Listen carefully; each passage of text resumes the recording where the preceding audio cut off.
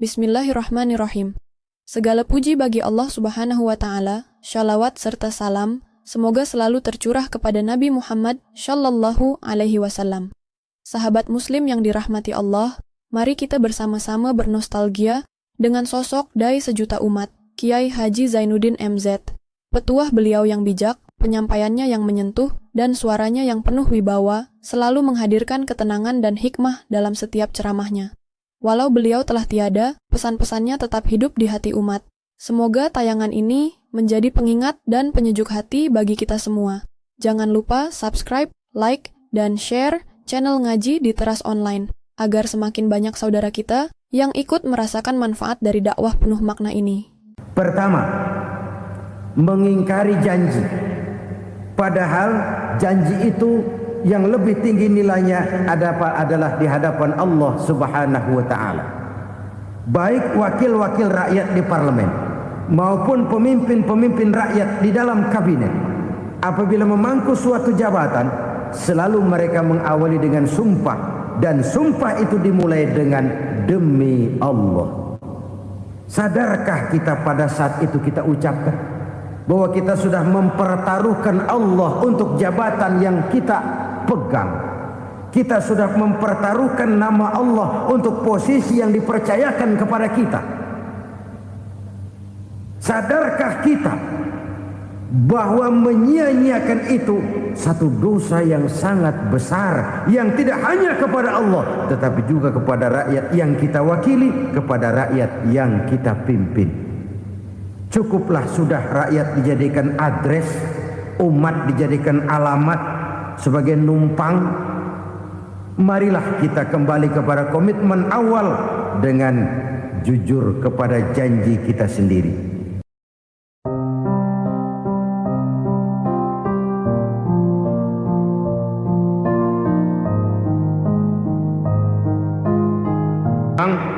Kalau zaman sedang susah, biasanya kambing hitam laris, tukang kompor gentayangan. Itu dari dulu selalu mencari kambing hitam. Karena itu kita tidak bicara orang, kita tidak bicara siapa yang salah, kita bicara sistem, dan sistem itu bisa mengena siapa saja. Kalau orang sudah mulai mengingkari janji, bergeser dari komitmen awal, itu sudah mulai ia mengalami proses peluncuran, proses degradasi. Ini penyebab yang pertama. Kita tidak lagi konsekuen bahwa bumi, air, sumber daya alam adalah milik negara, dikuasai oleh negara, digunakan bagi sebesar-besar kemakmuran rakyat. Ternyata rakyat yang makmur itu tidak merupakan gambaran yang menyeluruh dari rakyat kita. Undang-undang dasar kita menganut ekonomi kekeluargaan, tapi yang kita praktekkan adalah ekonomi keluarga. Kalau bukan keluarga nggak dapat proyek. Ibu-ibu, saudara-saudara kaum muslimin rahimakumullah, kita menyaksikan peristiwa-peristiwa yang memilukan dan memalukan. PHK terjadi di mana-mana, pengangguran meningkat, harga-harga membumbung tinggi, daya beli rakyat semakin lemah. Sementara di bidang politik, kejadian-kejadian memberikan indikasi bahwa persatuan dan kesatuan kita sebagai bangsa dewasa ini tengah berada dalam ujian yang berat. Pada jumpa kita kali ini, tanpa bermaksud untuk mencari kambing hitam dari bencana yang kita hadapi, saya ingin menyampaikan sebuah hadis yang diriwayatkan oleh Imam At-Tabarani dari Ibnu Abbas, bahwa Rasulullah sallallahu alaihi wasallam bersabda, khamsun bi khamsin, ada 5 perkara yang dapat menimbulkan 5 macam bencana. Mari kita renungi hadis ini satu demi satu sebagai bahan introspeksi buat kita semua dalam menghadapi bencana yang tengah berlaku sekarang ini. Yang pertama, ma naqasa qaumul ahda illa sullita alaihim aduwuhum. Apabila suatu kaum sudah mengingkari janjinya, maka mereka pun akan dikuasai oleh musuh-musuh mereka. Sederhana saja nampak kalimat dalam hadis ini. Apabila orang sudah mengingkari janji, mereka akan dikuasai oleh musuh-musuh mereka sendiri. Dan musuh kita yang paling utama saat ini adalah kemiskinan dan kebodohan. Kenapa itu terjadi? Karena kita mengingkari janji kita sendiri. Di saat awal-awal berdirinya Orde Baru, kita pernah berjanji untuk melaksanakan Pancasila dan Undang-Undang Dasar 45 secara murni dan konsekuen. Kita berjanji bahwa kita akan menegakkan pemerintah yang bersih dan berwibawa. Itu semua pada permulaannya. Waktu demi waktu berjalan, kita lupa dengan janji yang kita ucapkan itu. Ketuhanan yang Maha Esa kita ucapkan, tapi kesetanan yang luar biasa yang kita lakukan. Kemanusiaan yang adil dan beradab yang kita dengungkan, tetapi kemanusiaan zalim dan biadab yang kita praktekkan. Sederhana saja saudara, hampir setiap pejabat pada posisi-posisi kunci, di awal-awal ia memangku jabatan itu, biasanya ia mengucapkan sumpah dengan lafaz demi Allah, bahwa dalam melaksanakan jabatan ini saya tidak akan menerima hadiah atau pemberian dalam bentuk apapun. Itu pada permulaannya. Lama-lama rupanya hadiah itu asik juga, mulai diterima. Lama-lama dirasa kurang, mulai menagih. Dan akhirnya terjadilah praktek yang disebut suap menyuap, semir menyemir, dan lain sebagainya. Kalau ini sudah menjadi kenyataan, bagaimana kita mau menegakkan pemerintah yang bersih dan berwibawa? Undang-Undang Dasar 45 menyatakan bahwa bumi, air, dan seluruh kekayaan negara dikelola oleh negara bagi sebesar-besar kemakmuran rakyat. Yang terjadi adalah bahwa kita merasa mewakili rakyat untuk menikmati harta dan kekayaan negara, sehingga rakyat banyak tidak bisa ikut menikmatinya. Menumpuklah harta itu sehingga terjadilah pepatah, gunung ditimbun, sumur digali. Yang kaya semakin kaya, yang miskin semakin terpuruk. Kita ingkar dengan janji yang kita ucapkan di awal-awal kita bergerak. Kita ingkar dengan janji pada saat kita mengatakannya dengan menyebut nama Allah, dengan mempertaruhkan nama Tuhan.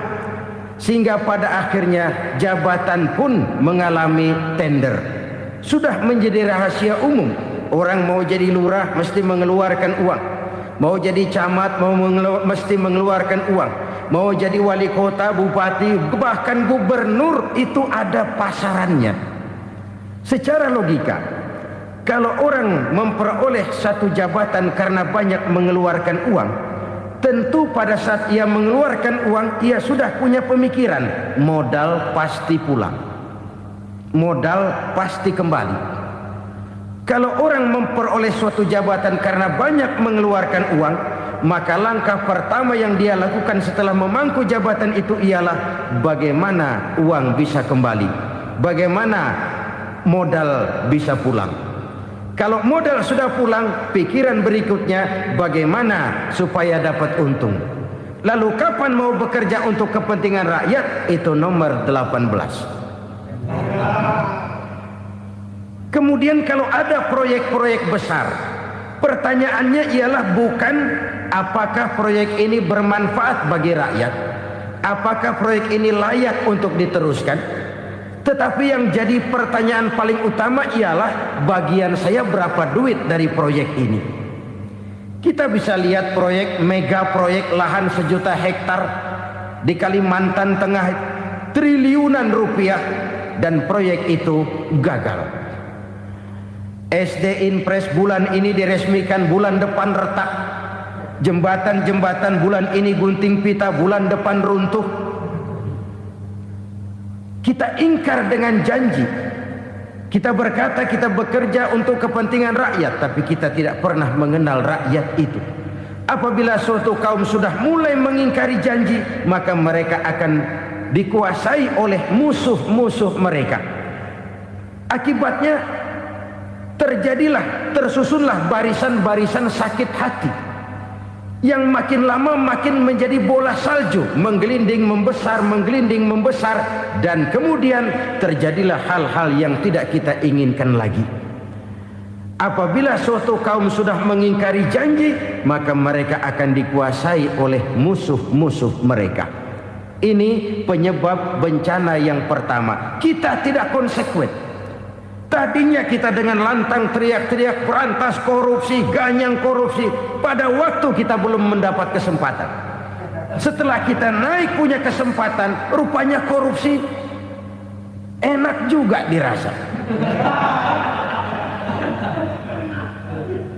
Terjadi pergeseran nilai, orang luntur, kehilangan idealisme awal. Lalu untuk menghibur diri, menutup kesalahan, kita gunakanlah pepatah bahwa tidak ada gading yang tak retak, bahwa kita harus mikul dur mendem jero.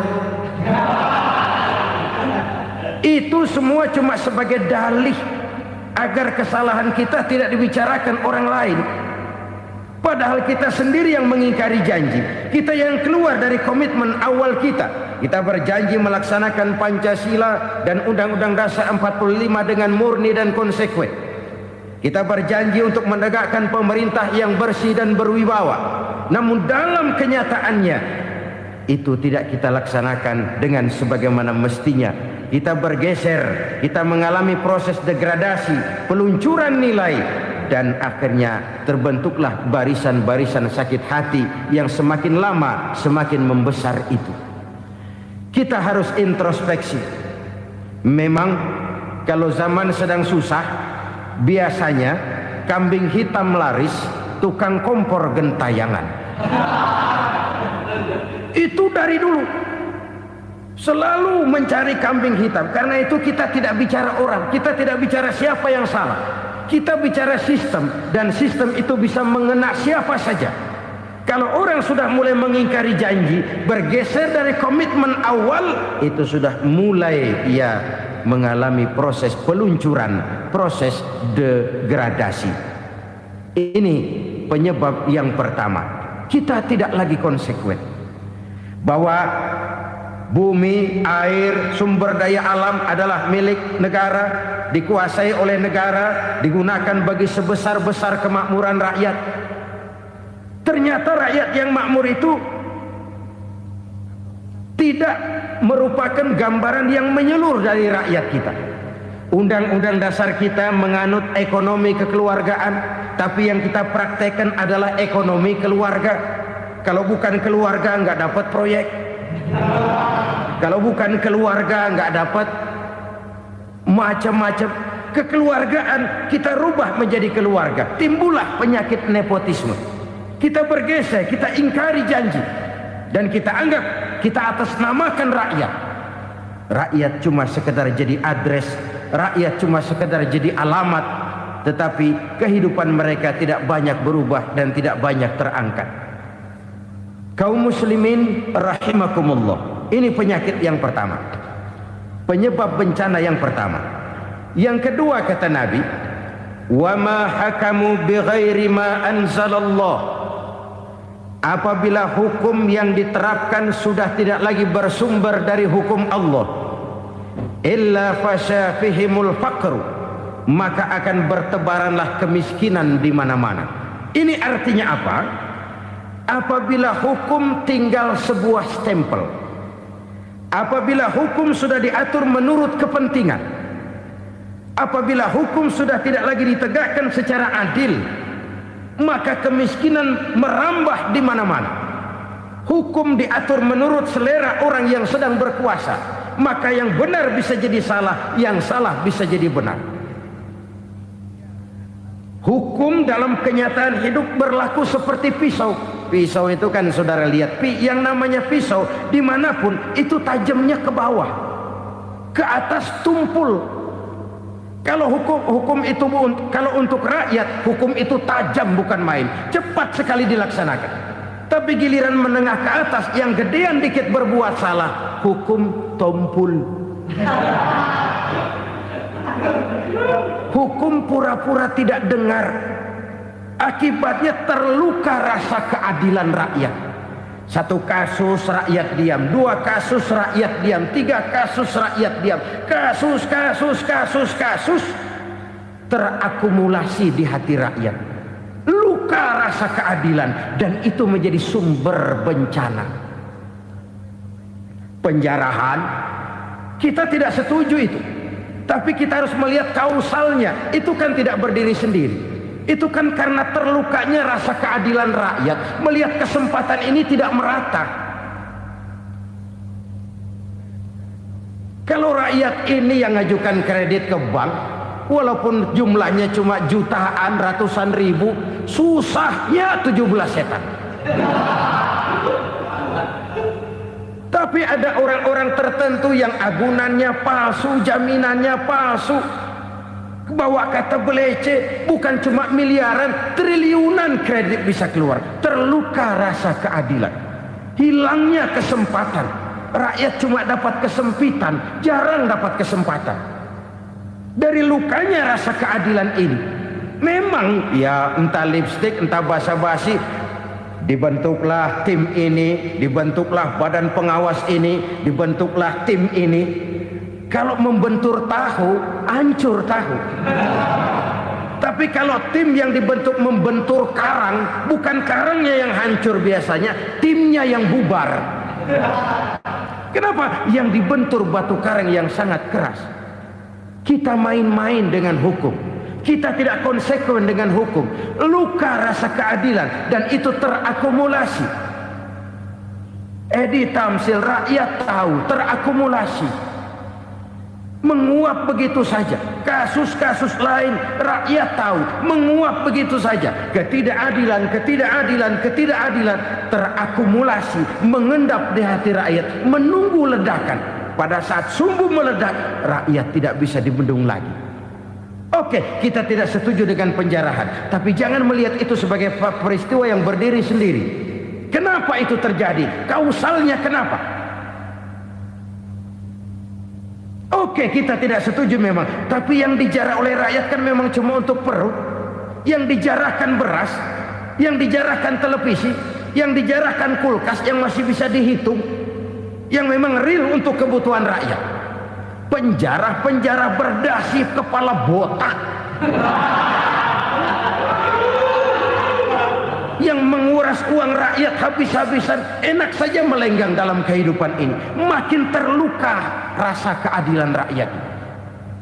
Apabila hukum yang diterapkan sudah menyimpang dari keadilan yang diajarkan Allah, fasyafihimul fakru, bertebaranlah kemiskinan. Aneh, memalukan, memilukan. Sebuah negara agraris yang katanya pulaunya hijau royo-royo, Gemari Palau Jenawi Toto Tentem Kertora Harjo, yang tahun 93 pernah mendapat penghargaan dari FAO, Badan Pangan Sedunia, sebagai negara yang berhasil dalam swasembada pangan. Sekarang ini kita terpaksa betul beli beras dari Vietnam, beli beras ke Kamboja, beli kedelai dari Kamboja. Kenapa? Lahan sawah kita habis ditanami pabrik. Teknologi kita, teknologi loncatan yang non-applied, tidak terpakai oleh kita. Lantas lahan yang tidak bisa kita tanami, kita paksakan lahan-lahan gambut menjadi tanah pertanian yang subur dengan biaya triliunan, dan kita gagal. Kita cari jarum dan kapak hilang. Kita mau jadi negara industri dengan loncatan teknologi yang maju, kita lupakan pola pijak kita sebagai negara agraris, dan akhirnya kita kecolongan. Lihatlah dewasa ini. Rakyat kita antri sembako di mana-mana. Di sebuah negara agraris, ketidakadilan melahirkan kemiskinan. Kemiskinan moral dan kemiskinan material. Kemiskinan moral, rakyat nggak percaya lagi sama pejabat. Rakyat mengalami krisis figur. Orang alah lu ngomong dah sama ember.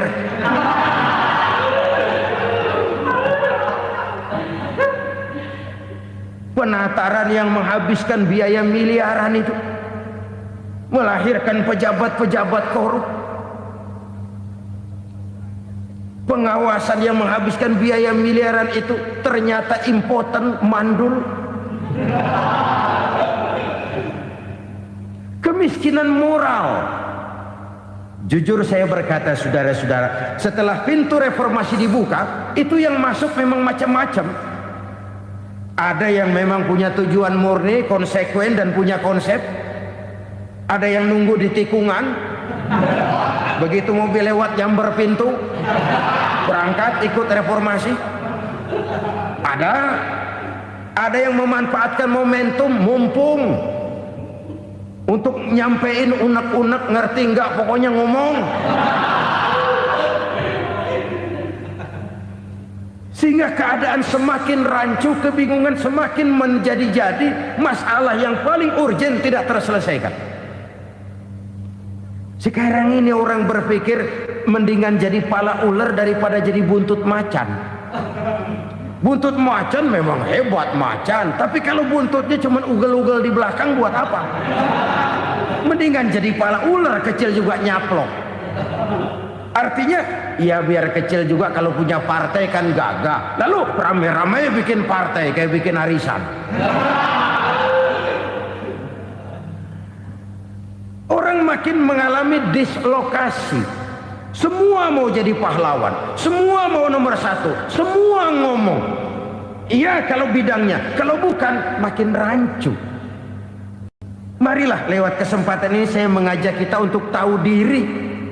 Biarkan politisi ngomong politik, biarkan ekonom menata ekonomi, biarkan praktisi bicara soal hukum, biarkan rakyat munajat, istighfar, mohon pertolongan Allah. Tahu diri kita. Kalau memang ayam, kukuruyuk aja dah. Kalau memang kucing, ayo ngeong.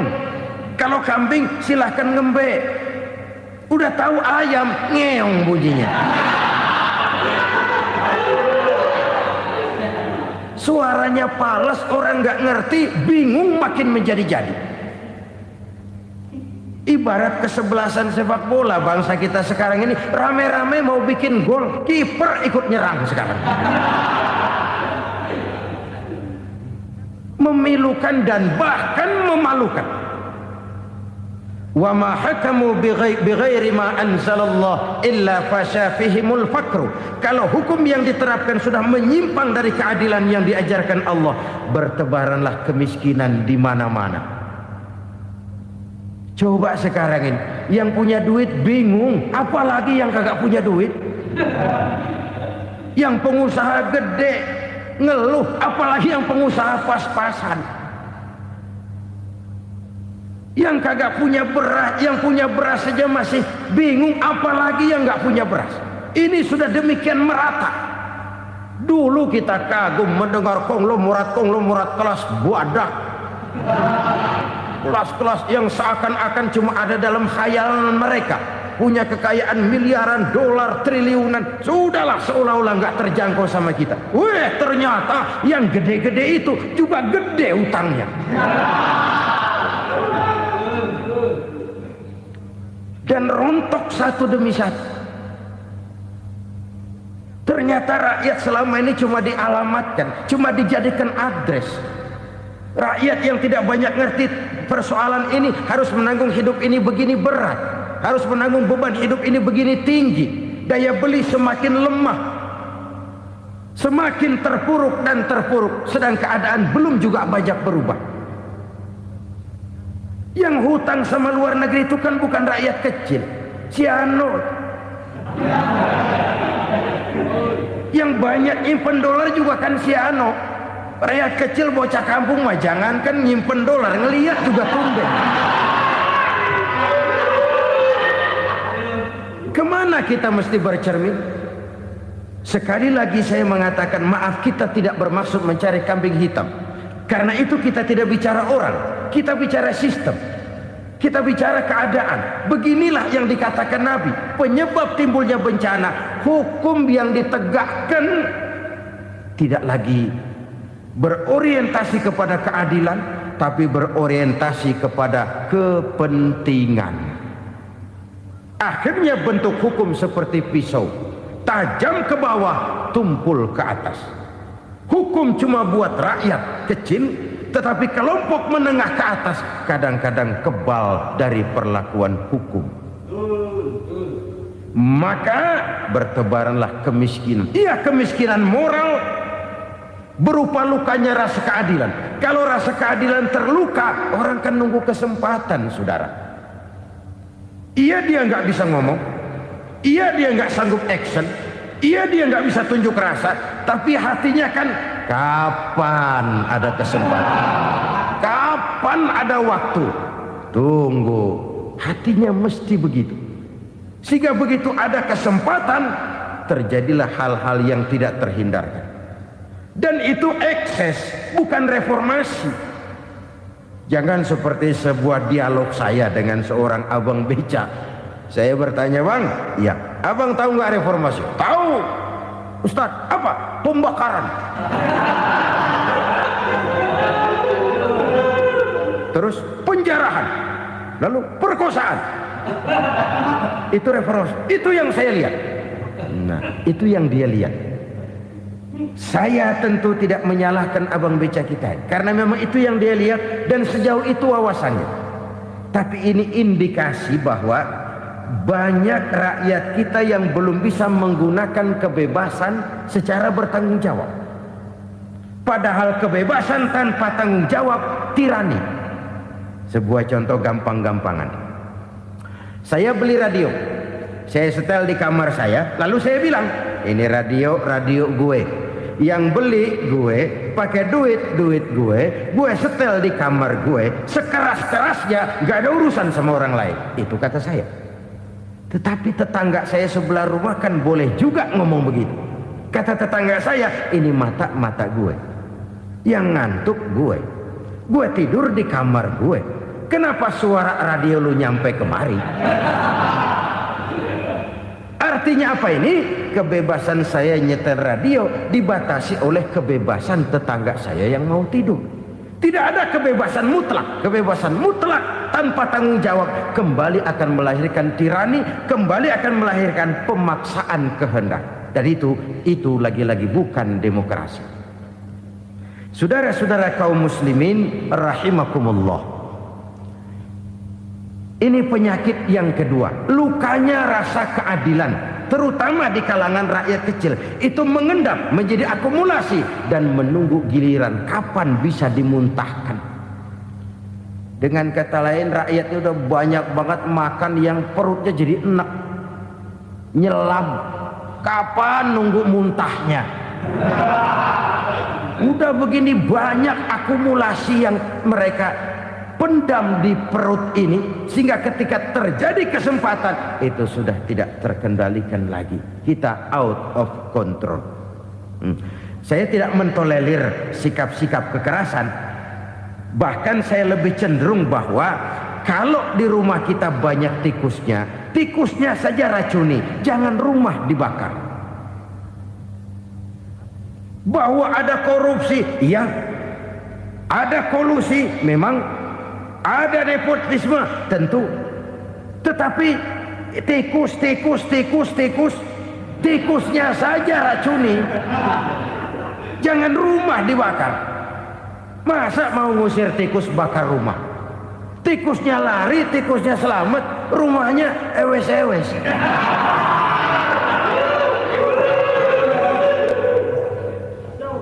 Tikus selamat, rumah nggak punya. Masalah nggak terselesaikan dengan sebagaimana yang kita harapkan.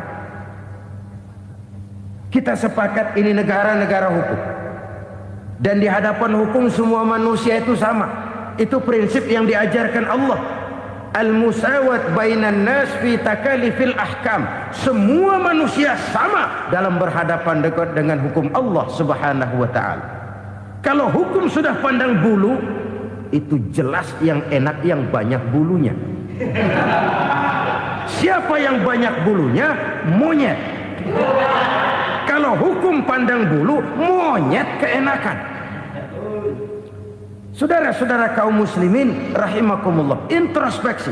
Mari kita bercermin bagaimana perjalanan hukum selama ini. Kalau introspeksi ini kita temukan, lalu ada upaya untuk memperbaiki diri.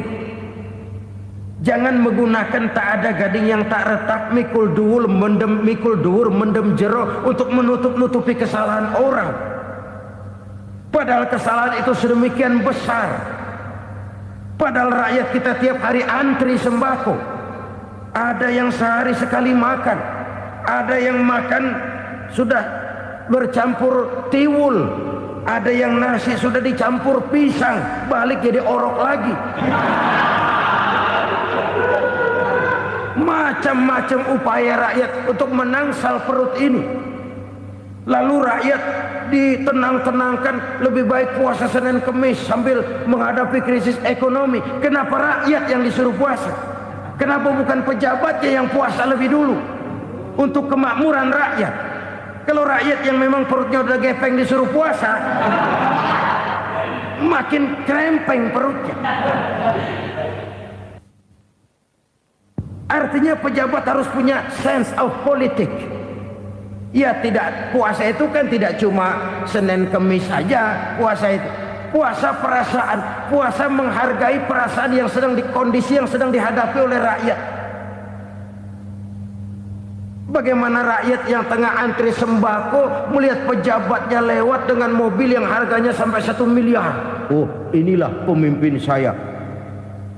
Luka lagi rasa keadilannya. Kita tidak tenggang rasa. Puasa dalam artian itu pun akan menolong menegakkan semangat kebersamaan, membentuk semangat kebersamaan. Saudara-saudara kaum muslimin rahimakumullah, penyebab bencana yang ketiga dikatakan oleh baginda Nabi, wala dhaharat fihimul fahishatu illa fasha fihimul maut. Apabila kekejian telah merajalela, maka maut bertebaran di mana-mana. Kita renungi butir kalimat dalam hadis ini. Apabila kekejian telah merajalela, maut bertebaran di mana-mana. Begitu murah arti sebuah kehidupan. Penjarahan untuk hal-hal yang kecil tapi sampai mengorbankan nyawa. Apabila kekejian sudah terjadi di mana-mana, maut pun bertebaran. Maut dalam arti berpisah ruh dengan jasad, tapi juga maut dalam arti orang bisa mati karirnya, orang bisa mati usahanya, orang bisa mati kesempatannya karena perbuatan-perbuatan keji yang selama ini tidak terbendung. Lahirlah teori mafia. Siapa yang kuat dia yang berkuasa, siapa yang lemah dia menjadi mangsa. Proyek-proyek besar yang menang tender itu ya dari itu ke itu saja. Yang pengusaha-pengusaha tidak punya koneksi, tidak bisa bayar komisi, dapat proyek tetelan. Ada dagingnya dikit, tambahnya juga tetelan. Dagingnya sudah habis disantap oleh meja. Sekian puluh meja dilalui, sekian puluh amplop dikeluarkan. Sehingga yang akhirnya ya tinggal tetelan itu tadi. Maka kualitas pekerjaan pun sudah bukan lagi jadi masalah. Demikianlah mafia-mafia ini bermunculan di mana-mana. Di pengadilan terkenal mafia pengadilan. Hukum bisa dibeli, hukum bisa dipesan menurut kebutuhan sponsor. Mafia peradilan, mafia politik, mafia ekonomi, bahkan mafia agama yang menggunakan agama sebagai kedok, menggunakan agama sebagai dalih, menggunakan agama sebagai topeng untuk melancarkan maksud-maksud politiknya pun tidak tertutup kemungkinan. Apabila kekejian telah merajalela, maut bertebaran di mana-mana. Korupsi, kolusi, nepotisme itu bagian dari kekejian. Kita selama ini kalau mendengar maksiat, itu yang terbayang cuma judi, mabuk, zina. Iya, itu maksiat. Tapi korupsi, kolusi, nepotisme itu juga maksiat dalam bentuk lain. Kalau ini sudah bertebaran, maka maut terjadi di mana-mana. Jangan bayangkan cuma mati orangnya, itu sih kewajiban. Yang menyakitkan itu orangnya masih hidup tapi dibikin mati, karirnya mati. Kenapa? Karena yang diperlukan bukan cuma orang pinter tapi orang taat. Biar pinter, kalau nggak taat minggir. Biar bodoh, kalau taat bisa nyenangin atasan, bisa nyemir, nyemur. Kumaha juragan wae ayo nama. Itu yang kadang-kadang dapat penghargaan. Tidak ada prestasi kerja kecuali bikin senang orang di atas. Kita lihat di desa-desa jalan rusak. Kalau ada berita pejabat anak mau turun, jalan rata sekali. Sampai tanah dari mana aja dikeruk buat ngeratain tuh jalan. Pejabat pulang legok lagi jalanan. Katanya kita kerja buat rakyat, nyatanya kita cuma melayani atasan. Kenapa? Terjadi lingkaran setan. Seperti kata lagu Dul Sumbang itu.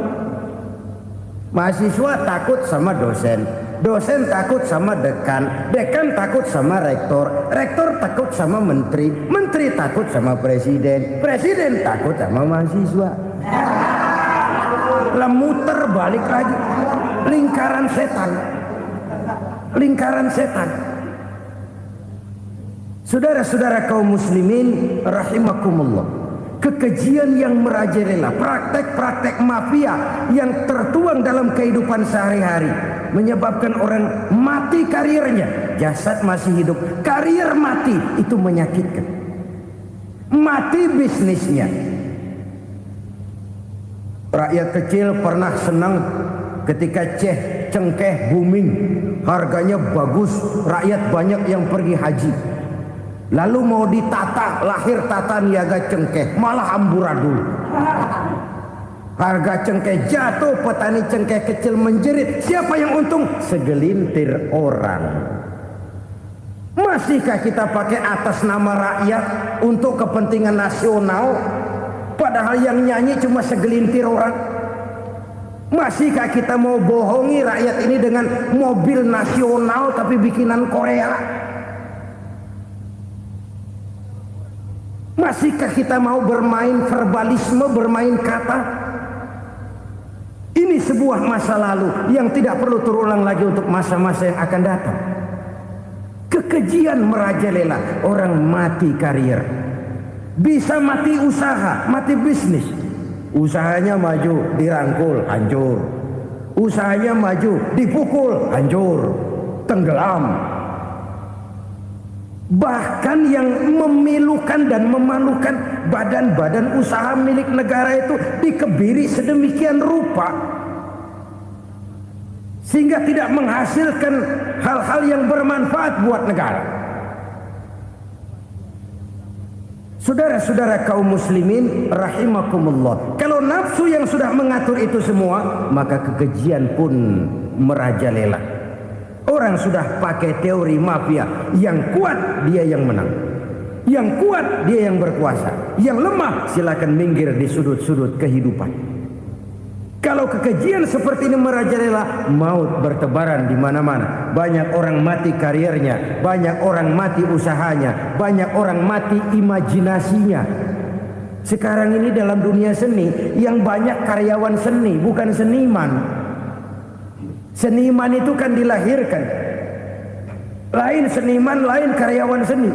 Sekarang yang banyak karyawan seni, bukan seniman. Mati karir, mati imajinasi, mati improvisasi. Sehingga kehidupan persis sinetron. Sinetron itu yang kita lihat rumah mewah, yang kita lihat rumah bagus. Gak pernah kita lihat di sinetron kita ini rakyat antri sembako. Kita dijejali hal-hal yang indah, yang wah, yang membuat kita tenggelam dalam gaya hidup instan, tenggelam dalam gaya hidup wah. Kita lupa dengan realitas keseharian di tengah-tengah masyarakat kita. Lahirlah kelompok-kelompok selebritis, dibesarkan oleh berbagai media. Selebritis pilek aja masuk koran, pilek.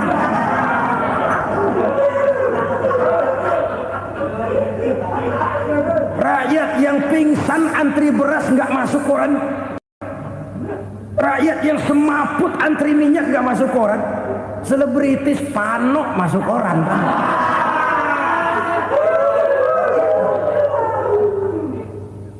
Kita besarkan hal-hal kecil, kita kecilkan hal-hal besar. Karena apa? Kita mengejar oplah. Kita profit oriented, tidak lagi berorientasi kepada realitas hidup yang kita hadapi ini. Kalau kekejian sudah merajalela, kata Nabi, maka maut bertebaran di mana-mana. Maut dalam artian maut, coba lihat sekarang begitu murah nyawa. Karena 1000 perak orang mau nusuk bunuh. Karena beras seliter orang khilaf, begitu murah kehidupan. Tapi kekejian dalam bentuk korupsi, kolusi, nepotisme, kekejian dalam bentuk itu mematikan karier, mematikan bisnis, mematikan imajinasi, mematikan kreativitas. Itu juga maut dalam bentuk lain akibat kekejaman lain. Ini penyebab yang ketiga. Yang keempat, penyebab bencana menurut baginda Rasul, wala tuffiful mikyala illa muni'un nabat. Apabila timbangan sudah dicurangi, maka tercegahlah tumbuh-tumbuhan. Apabila timbangan sudah mulai curang, maka terjadilah musim paceklik. Apabila bisnis sudah bergaya mafia tadi itu, kecurangan-kecurangan terjadi, tender di balik pintu, yang dimenangkan cuma kelompok-kelompok yang bisa memberikan presentasi yang besar, muni'un nabat, terjadilah paceklik. Paceklik, panen gagal, wereng, ya wereng, kemarau panjang, it's okay, air sulit, iya. Tetapi kan semua itu ada yang ngatur. Kemarau ada yang ngatur, belalang itu ada yang ngatur, air itu juga ada yang ngatur. Yang ngatur itu yang serba maha. Kalau ia murka melihat kecurangan timbangan, Allah itu kalau murka kan gampang saja, tinggal komandoin balang, lang, hancurin tuh sawah. Konvoy belalang, konvoy. Allah tinggal ngutik. Angin El Nino, mampir lo ke Indonesia. Hujan gak turun-turun, kemarau panjang. Jadi kalau musim kemarau kan namanya anginnya El Nino. Kalau musim hujan anginnya namanya La Nina. Cakep namanya, kejem orangnya. Saudara lihat Cina sekarang sedang kena La Nina, banjir besar, ribuan orang meninggal. Dia mah ribuan mati kagak berasa, rakyatnya miliaran. Bangladesh lagi ngalami La Nina, India lagi ngalami La Nina. Angin, hujan, kemarau, belalang, itu kan ada yang ngendaliin. Kuncinya bukan di belalangnya, kuncinya bukan di peredaran matahari berputar, kuncinya di atas yang mengatur semua itu. Kalau timbangan sudah mulai curang, pengusaha sudah nggak mau jujur, apa enggak bikin perut jadi mual. Begitu rakyat antri sembako pingsan nggak dapat beras, sementara beras ditumpuk-tumpuk sampai membusuk. Kemana hati nuraninya? Kemana akal pikirannya? Kemana mereka yang berbuat atas nama rakyat tapi melihat rakyat susah tidak tergerak hatinya? Apabila timbangan sudah mulai dicurangi, bisnis sudah mulai melenceng, maka terjadilah paceklik. Sebuah negara yang berhasil dalam swasembada pangan, lalu sekarang menjadi negara yang rakyatnya antri untuk memperoleh kebutuhan pangan. Saudara-saudara kaum muslimin rahimakumullah, ini intinya adalah kecurangan. Kalau kecurangan sudah terjadi di mana-mana, dan ini milik siapa saja, bukan soal tempat, bukan soal jabatan, soal manusianya, SDM-nya. Kecurangan tidak cuma terjadi di kantor, di masjid bisa terjadi kecurangan. Korupsi tidak hanya bisa terjadi di kantor, di madrasah bisa ada korupsi. Faktor manusianya, ini soal SDM. Kecurangan yang besar tentu besar lagi kerugiannya. Kecurangan yang kecil, kecurangan sehari-hari, pedagang-pedagang kecil ngurangi timbangan. Barang yang buruk dikatakan baik, yang baik dikatakan buruk. Itu merugikan perorangan. Kecurangan yang besar merugikan bangsa dalam bentuk total, dalam bentuk seutuhnya. Nah, kecurangan-kecurangan seperti ini rakyat kan lihat, rakyat kan tahu, dan itu kembali terakumulasi di sini, pegel.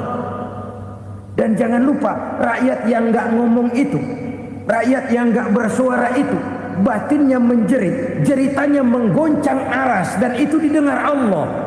Yadullah fauqal jamaah, kata Nabi. Tangan Tuhan di atas orang banyak. Jeritan hati rakyat menggoncang aras. Rakyat yang terlalu banyak dizolim, rakyat yang terlalu banyak dirugikan, ya rakyat yang terlalu banyak di atas namakan, menjerit batinnya, menggoncang aras, dan Allah bisa menggerakkan apa saja untuk membuat satu situasi.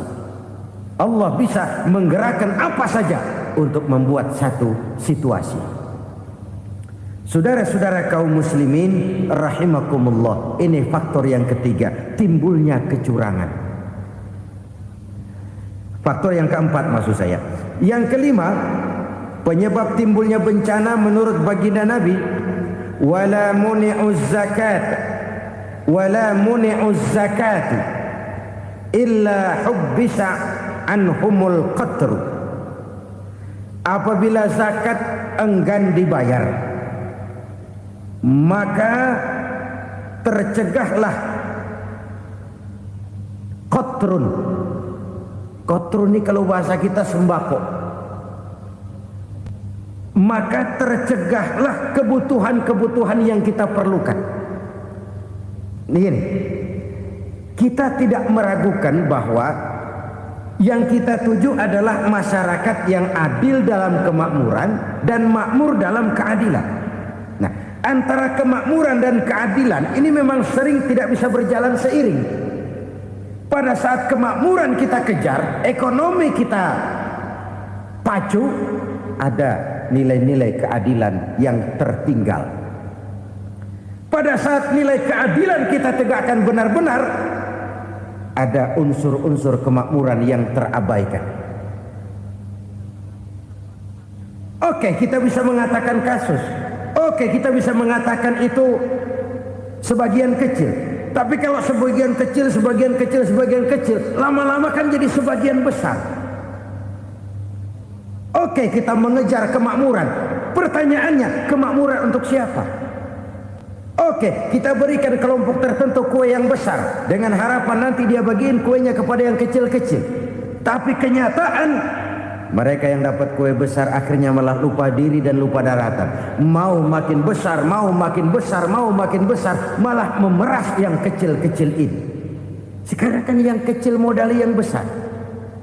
Ramai-ramai buka bank, ternyata kamuflase. Uang banknya untuk kredit perusahaannya sendiri. Nasabahnya rakyat kecil. Artinya apa? Rakyat kecil disuruh modalin orang yang udah gede. Ini kan sumber geledek urusan.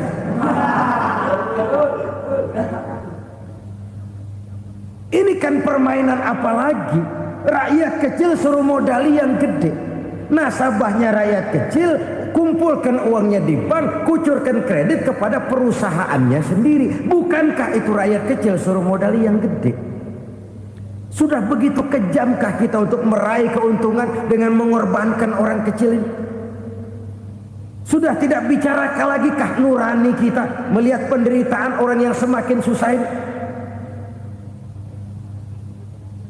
Kalau zakat enggan dibayar, padahal zakat 2,5% saja, 2,5% saja.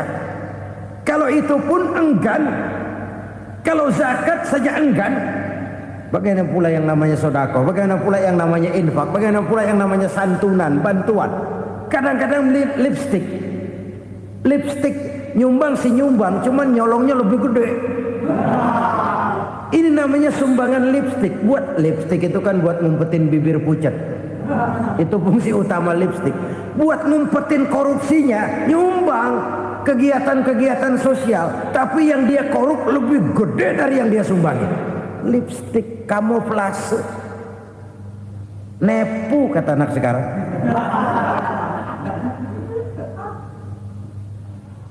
Saudara-saudara kaum muslimin rahimakumullah, demikian berat kewajiban zakat ini sampai di zaman Sayyidina Abu Bakar pernah keluar komando perangi orang yang enggan membayar zakat. Perangi.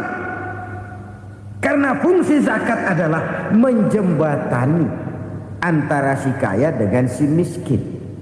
Bahwa ada kemiskinan itu Qur'ani.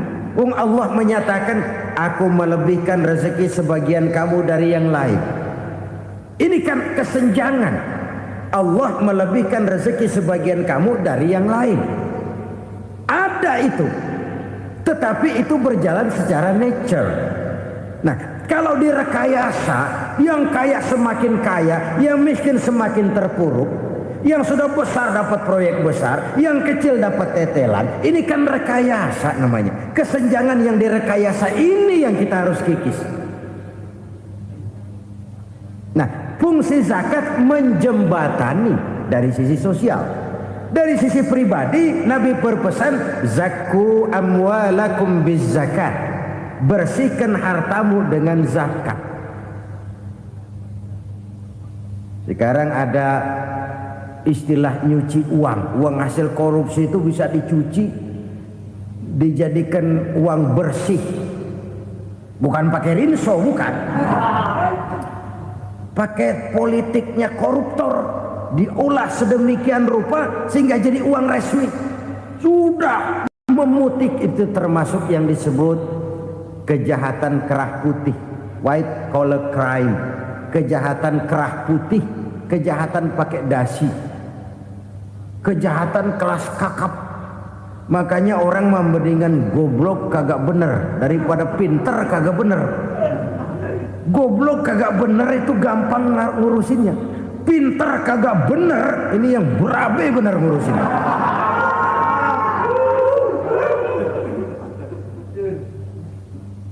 Kita bukan cuma perlu orang pinter kok di zaman sekarang. Kita perlu orang-orang benar yang punya komitmen, yang sesuai kata dan perbuatan, yang bisa merasakan apa yang dirasakan oleh rakyat, yang punya sense of politik yang tinggi, yang peka, yang penuh keterbukaan, yang punya wawasan dan pandangan jauh ke depan.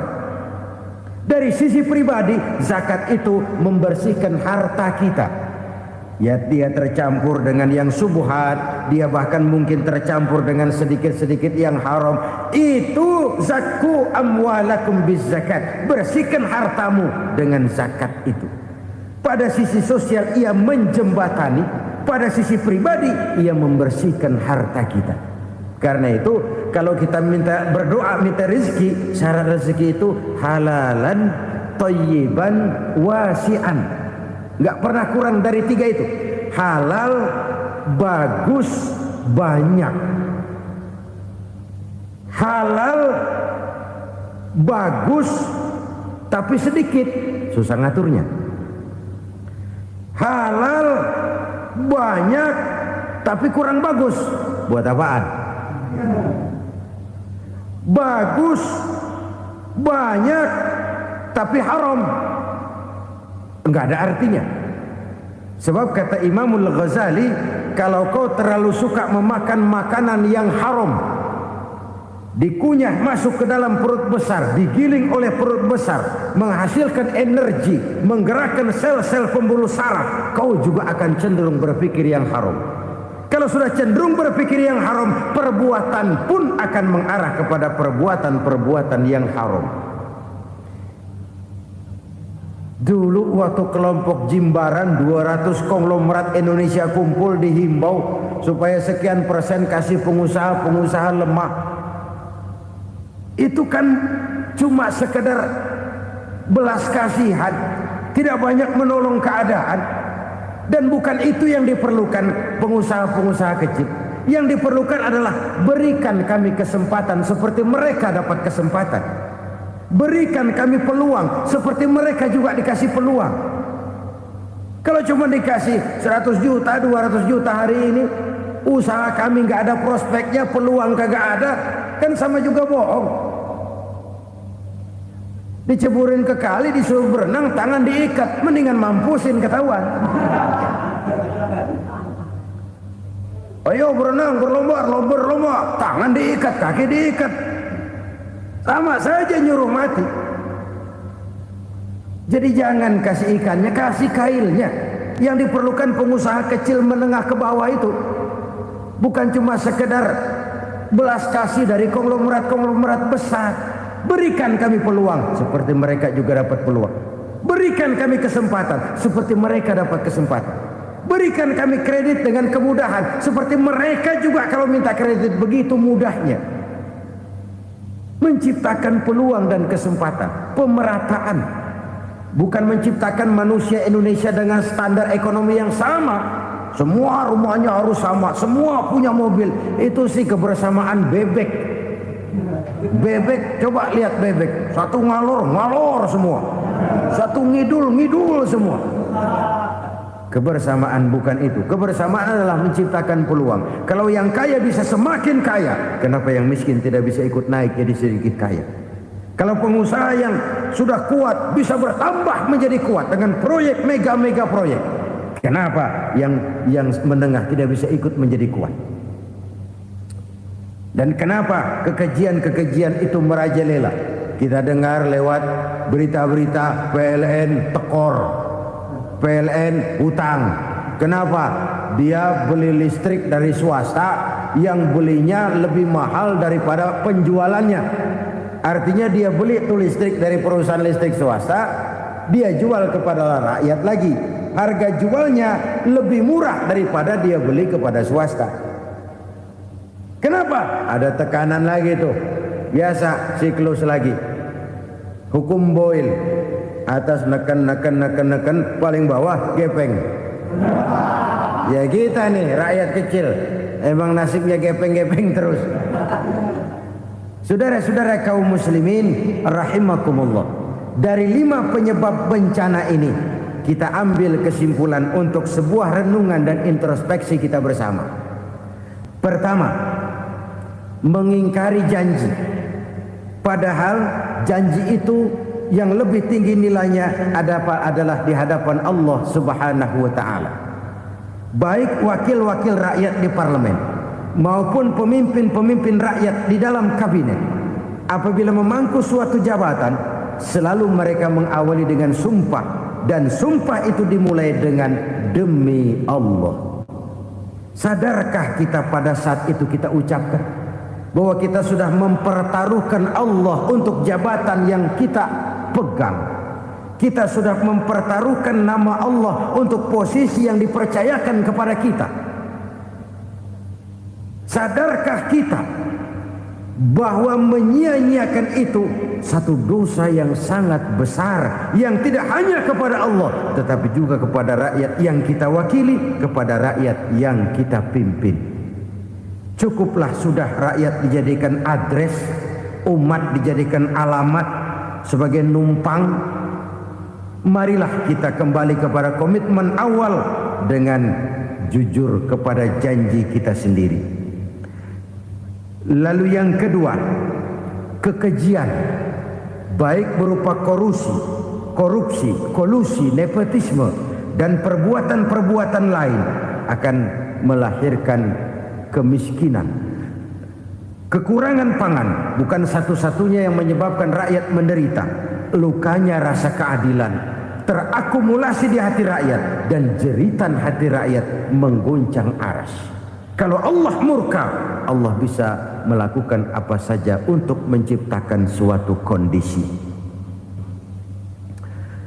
Faktor yang ketiga adalah praktek mafia menebarkan maut, baik orang yang mati jasad dan rohaninya maupun orang yang mati karirnya, mati kejujurannya, mati usahanya, mati imajinasinya. Hilang kreativitas kita sebagai bangsa.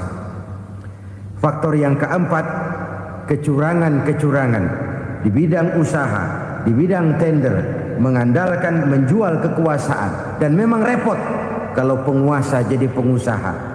Mau atau tidak mau, kebijakan-kebijakan kekuasaannya akan memperkuat jaring-jaring usahanya. Dan pada saat itu objektivitas sulit ditemukan lagi. Lalu yang kelima, keengganan membayar zakat, menumpuknya kekayaan negara pada kelompok-kelompok tertentu. Ini akan melahirkan paceklik yang berkepanjangan. Menumpuknya kekayaan dan harta negara pada kelompok-kelompok tertentu akan melahirkan paceklik dan kemiskinan yang berkepanjangan. Marilah kita sadar, marilah kita merenung bahwa keengganan kita membayar zakat menciptakan pemerataan pada akhirnya akan menjadi musibah buat kita semua. Saudara-saudara kaum muslimin rahimakumullah, sekian dulu jumpa kita kali ini. Mudah-mudahan yang saya sampaikan dari hadis riwayat Imam Tabrani ini menjadi bahan introspeksi buat kita semua. Tidak akan seorang muslim jatuh dua kali di tempat yang sama. Semua merupakan pelajaran untuk kita jadikan introspeksi guna menata hari esok yang lebih baik daripada hari ini. Reformasi harus terus berlanjut. Tidak bisa dan tidak perlu dikendalikan, tapi harus tetap dengan landasan akhlakul karimah sesuai dengan budaya kita sebagai bangsa. Terima kasih atas perhatian saudara. Mohon maaf atas segala kekurangan. Jumpa lagi lain kesempatan insyaallah. Usikum wa nafsi bitaqwallah. Wassalamualaikum warahmatullahi wabarakatuh. Alhamdulillah, kita telah bersama-sama mendengarkan ceramah penuh hikmah dari Kiai Haji Zainuddin MZ, sosok dai sejuta umat yang nasihatnya tak lekang oleh waktu. Semoga pesan beliau hari ini menambah iman, memperluas wawasan, dan menjadi pengingat agar kita selalu berjalan di jalan yang diridai Allah Subhanahu wa Ta'ala. Jangan lupa untuk terus mendukung dakwah dan syiar Islam dengan cara subscribe, like, dan share channel ngaji di Teras Online, agar semakin banyak saudara-saudara kita yang ikut merasakan manfaat dari tausiah penuh makna seperti ini. Wassalamualaikum warahmatullahi wabarakatuh.